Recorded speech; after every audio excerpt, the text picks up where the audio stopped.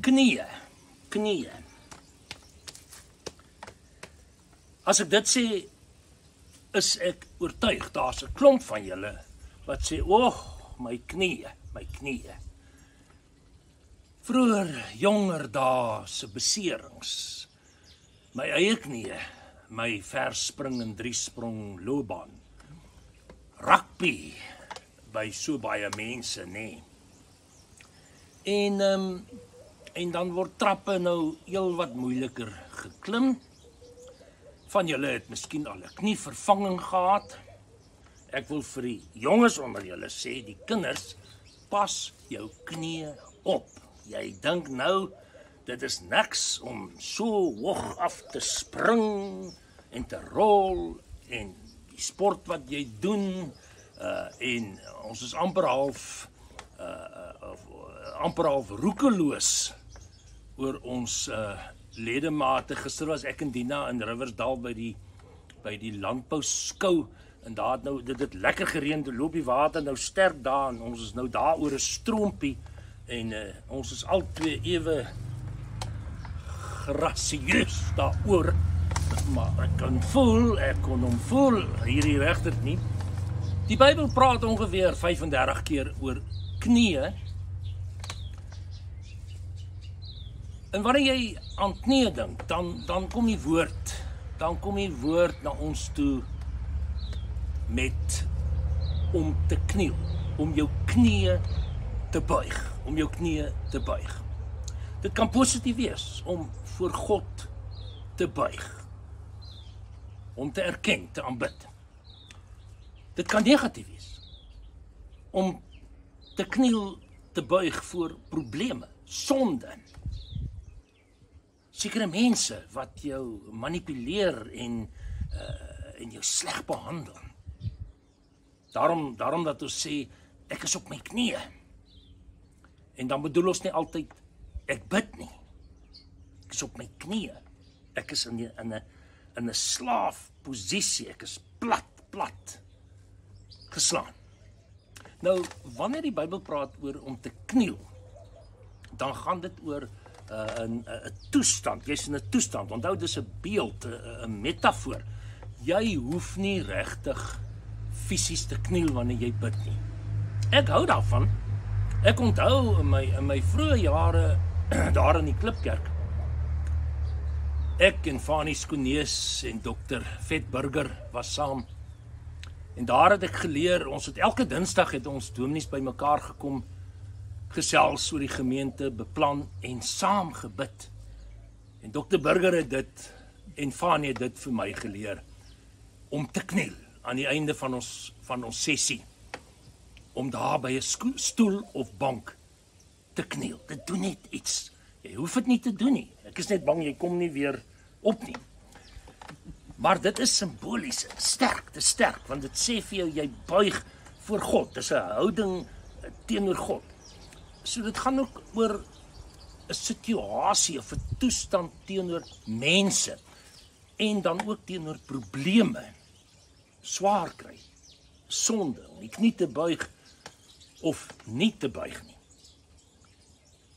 Die positiewe wat die Bybel wil sê is, dit gaan oor wanneer jy die knie buig voor God. Jy buig voor God om hom te aanbid. Jy aanbid hom, jy erken hom as die enigste ware God. Jy onderwerp jou aan God. Ongelukkig is die hele Bybel vol daarvan en in vandag se alledaagse lewe, selfs in kinders van die Here se lewe, dat dit gaan oor vrees. Ek is op my knieë vanweë vrees, angs, depressie, probleme, sonde. Dit sê iets oor my swakheid. Ja, ons is swak voor God. Dit is waaroor dit gaan. En dan moet ons maar erken, om voor God te buig. Ons is nie die sterkes nie. God is die sterke. Ons buig die knieë voor hom. Ons bely ons swakheid, ons onvermoë.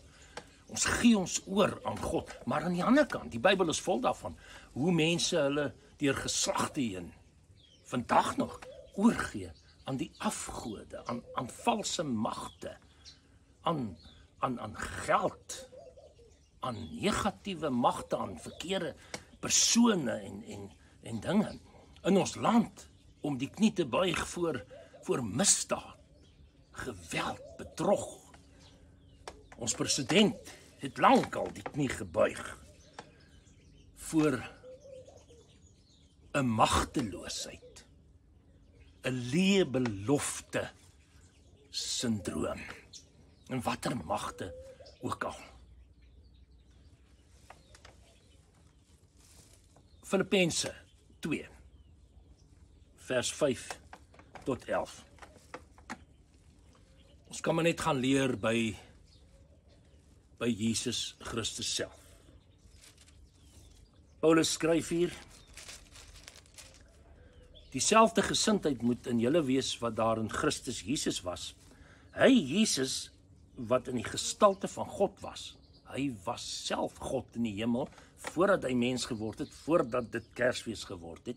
In watter vorm, weet ons nie. Hy het sy bestaan op God gelyke wyse. Jy sien, God gelyk. Nie beskou as iets waaraan hy hom moet vasklem nie. Hy het homself verneder deur die gestalte van 'n slaaf aan te neem en aan mense gelyk te word. Toe hy as mens verskyn het, het hy homself verder verneder. Hy was gehoorsaam tot die dood aan die kruis. Hy kom buig sy knie voor die swakheid in die lewe, die dood, die kruis, vir jou en vir my. Vir jou en vir my. En dan, wat doen God? Dan laat hy hom opstaan. Want onthou, as jy op jou knieë is, as jy bid, as jy platgeslaan is, dan sê God, kom, ek tel jou weer op, dat ons kan beweeg, dat ons kan aangaan. En daarom het God hom ook tot die hoogste eer verhef, om die naam gegee wat bo elke naam is. Sodat die naam van Jesus, elkeen wat in die hemel en op die aarde is, die knie sou buig. Elke tong sou erken, Jesus Christus is Here. Jesus Christus is Here. Hy is die een voor wie ons buig. Die woord Here, Kyrios, is in die ou tyd van die Bybel, toe Jesus op aarde was, by die Romeine, die keisers, die Caesars, is genoem Here, Kyrios, die besitter, die een vir wie ons moet buig, en gereeld moes almal voor die keiser buig, want hy was goddelik. Die Christene het natuurlik gesê, nee, ons buig net voor God, voor Jesus, ons verlosser. Elke knie sal buig. Ook die wat vandag Jesus misken, sy gesag nie eer nie, hom laster, kinders van die Here laster, God verwerp. Hulle sal een of ander tyd, al is dit dan by die finale einde, die wederkoms van Jesus, sal die knie buig om te erken. Dit kan net so wel maar nou gebeur. Dat ons vir mense sê, waarom wil jy wag tot die finale oordeel om die knie te buig? Gedwing te word om die knie te buig, en dan is jy verlore. Want jy doen dit nie uit vrye wil, uit jouself nie, jy doen dit, want jy moet erken, en dis te laat dan, buig nou die knie. Dat wanneer jy eendag met die einde die knie buig, dit tot die hemel is, tot verlossing, nie tot die hel, verlorenheid nie. In die Bybel, om die knie te buig, is om wanneer daar 'n krisis is, 'n probleem, 'n swaar kry, om in gebed te gaan, intense smeking, intense gebed. Dis amper half 'n radeloosheid. Ek het nie die raad nie, Here. Daarom kom buig ek voor U vir die raad. In Daniël 6 vers 1 tot 10. Nou Daniël was weggevoer, deel van die ballingskap, vreemde volkere, en so volg die nasies of die leiers nou maar op. En dan lees ons Darius die Medeer, gaan lees maar self, ek gaan net so hier en daar touch and go. 120 goewerneurs, generaal aangestel oor sy koninkryk, 3 ministers, Daniël was een. Kan jy glo, nee? Daniël, 'n foreigner van buite, hy was eintlik dan 'n slaaf in hulle oë, is opgehef in daardie ryk. deur sy buitengewone bekwaamheid het hy so uitgeblink oor die ander. Die koning wou hom toe nou aanstel oor die hele koninkryk. Die ministers en die gouverneurs-generaal was jaloers. Hulle gaan soek toe fout, hulle kry niks. Toe sê hulle, kom ons vat hom op sy godsdiens. Kom ons maak hom daar seer. Toe gaan hulle die koning toe met 'n bose slinkse plan.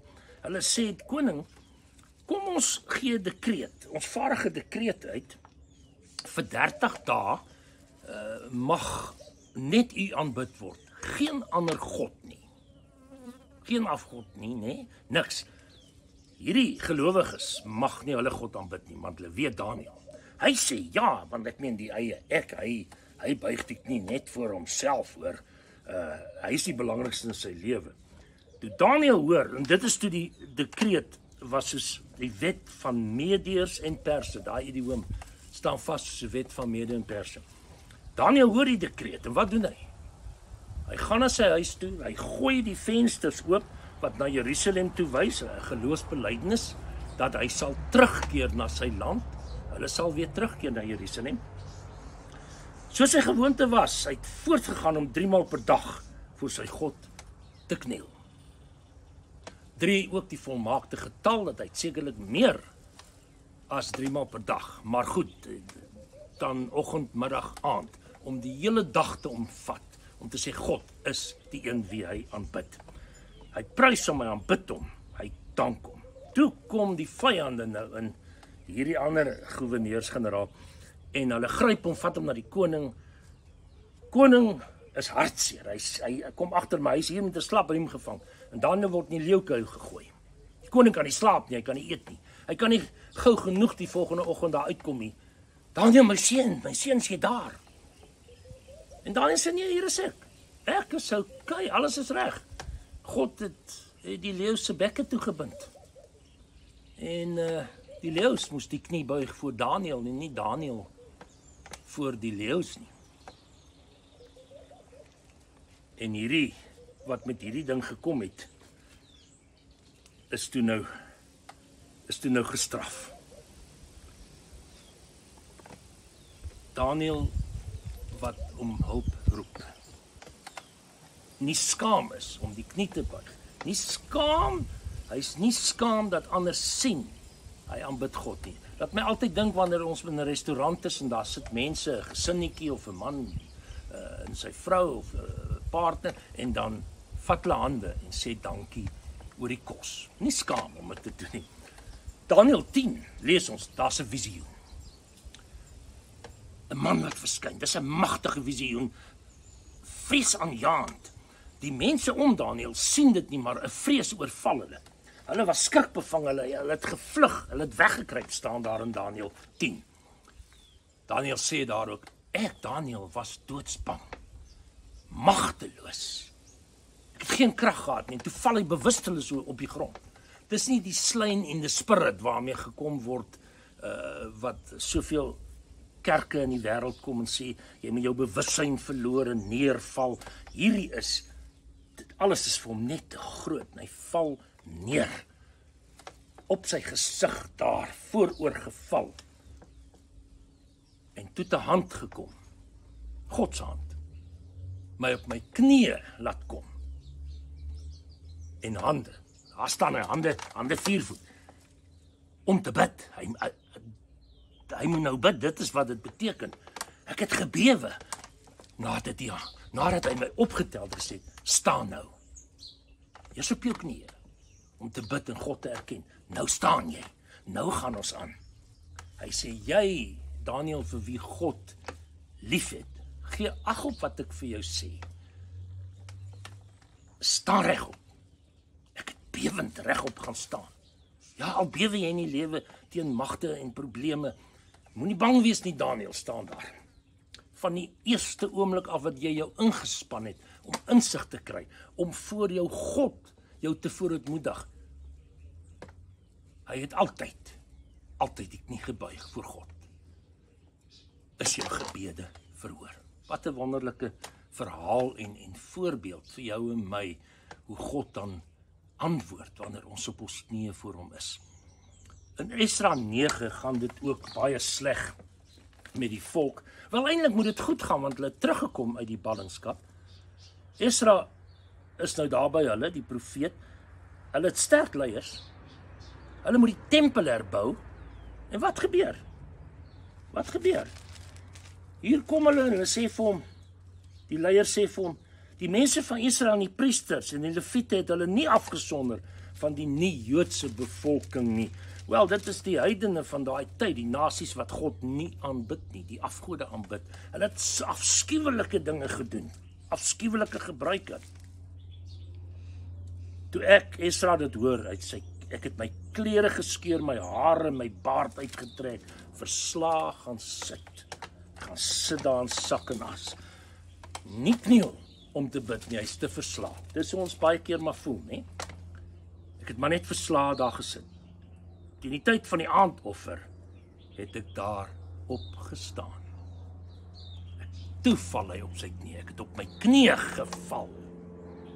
My hande in gebed uitgestrek na die Here my God. En daar bely hy, sê ek is te skaam. Ek het nie vrymoedigheid nie oor wat hierdie volk gedoen het. Dit is asof hy sê, o God, ek het geflop om hulle op die regte pad te lei. Nou het daar vir ons genade gekom. Ons het ons 'n oomblik laat asem skep. Ons was slawe, maar God het ons nie slawe laat bly nie. En dan kom God en hy gryp in en weer die belofte deur jou gebed, Esra. Daar word die stryd gewen op die knieë. Daar word die stryd teen mense gewen. Sal God weer die uitkoms gee. Wanneer ons na die Nuwe Testament toe gaan, Jesus in Getsemane, Matteus 26 vertel hoe hy en die disippels gaan, dan sê hy vir hulle, waak julle hier, ek gaan verder om te bid.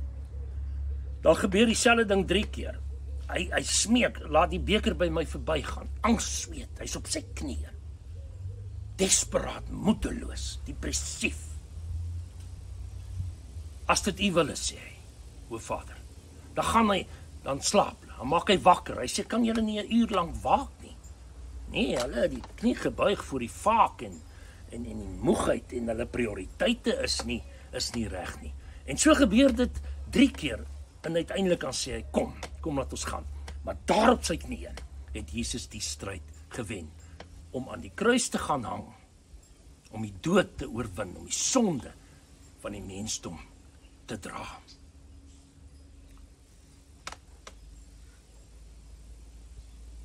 Ek wil so een saakie hier ingooi, wat vir my baie mooi was, wanneer die ou aartsvaders, die nageslag, die kindertjies geseën het, enige vader, dan word die kind op die skoot getel. En dis simbolies van God se seën. Hier by God, 'n versorging. Jesaja 66, vers 12 en 13, so sê die Here, ek laat vrede na haar toe aankom, soos 'n rivier, hy bedoel sy volk, rykdom na haar toe stroom. Julle sal aan haar drink, aan haar bors gedra word, op haar skoot getroetel word, soos 'n moeder haar kind laat veilig voel, op die skoot. Daar sal jy veilig voel, op die knieë van God, van Jesus, om ons te seën en te laat veilig voel. Jesaja 35, vers 3, bemoedig die, omdat Jesus dan opgestaan het, omdat hy die knie uiteindelik nie buig voor die sonde en dood en hel nie, staan hy op in die dood, en bring hy die oorwinning, om te bemoedig die wat se hande, wie se hande slap hang, die knieë wat knik. Sê vir die wat moed verloor het, wat op hulle knieë is, op die grond plat, wees sterk, moenie bang wees nie, jou en my werk, jou en my job, staan op van jou knieë, daar het jy sterk geword, gaan haal ander, wat plat lê, wat op hulle knieë is, nie eens weet wat om te bid nie. Hebreërs 12 vers 12, ek sluit af, versterk die lam knieë, sodat dit wat lam is, nie uit lid raak nie, maar gesond word. Jesus staan op, want hy het sy lewe lang voor sy Vader gekniel. Hy buig, nie voor die dood, die hel, die Satan nie. Hy buig voor sy Vader, nie oorwinnings, en hy staan op, sodat ek en jy op ons knieë kan wees, om te bid, en om op te staan, en die ander lampknieë te gaan versterk. Here ons God, ons bid vir mense wat op die knieë is, op die grond, bewusteloos, op hulle gesig, op hulle rug, moedeloos en nie kan aangaan nie. Moontlik iemand wat luister na hierdie boodskap en dat U hulle op hulle knieë sal bring tot gebed en sal dit opstaan.